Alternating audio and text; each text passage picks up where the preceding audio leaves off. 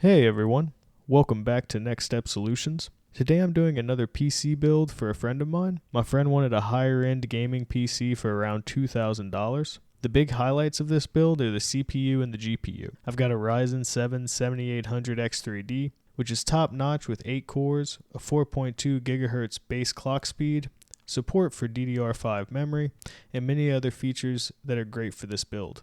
I paired it with a Radeon 7900 XTX, which has a whopping 24 gigabytes of GDDR6 memory, which makes for a killer combo. We went with 32 gigabits of Ripjaw G-Skill DDR5 RAM, which I will say has gone down in price and is a lot more affordable nowadays compared to what it once was. These sticks are EXPO ready and pair well with Ryzen and Intel CPUs if you're trying to overclock your system. When it comes to storage, he specifically asked for a 4 terabyte drive, so he wouldn't have to worry about storage space. So the easy choice for me was the Samsung 990 Pro with the NVMe protocol and the M.2 form factor.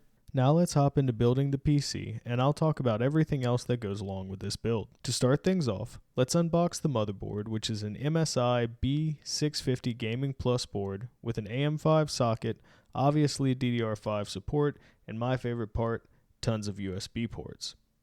I like to get the CPU, memory, and storage installed before putting anything in the case. I just find it easier that way. So let's get our memory installed in the second and the fourth DIMM slots, since our sticks support a dual channel setup. Now let's get the CPU installed.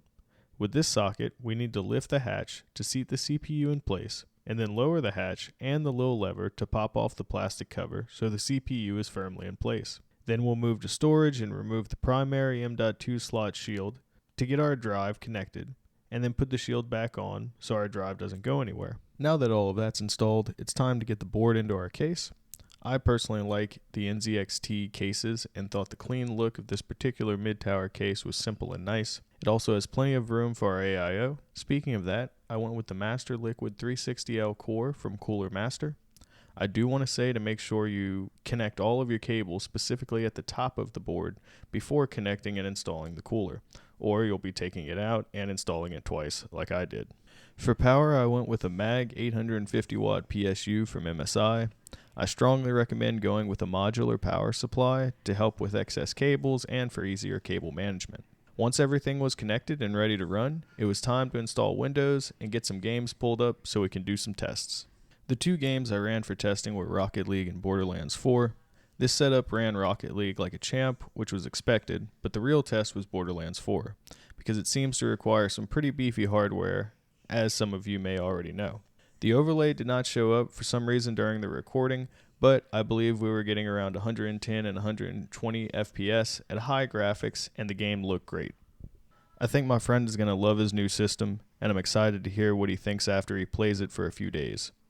And as always, thank you everyone that made it to the end of the video. Please don't forget to like and subscribe, and I'll catch you all at the next one.